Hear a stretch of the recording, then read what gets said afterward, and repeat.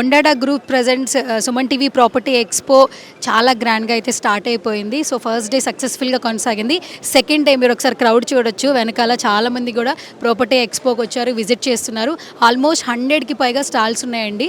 So చాలామందికి ఉంటుంది సొంత ఇంటికి అలా నెరవేర్చుకోవాలి, బట్ ఎక్కడ కొనాలి, ఏ ప్లేస్లో కొనాలి, ఒకసారి ఆ ప్లేస్లో కొన్న తర్వాత ఫ్యూచర్ ఖచ్చితంగా ఉంటుందా లేదనే డౌట్స్ ఉంటాయి.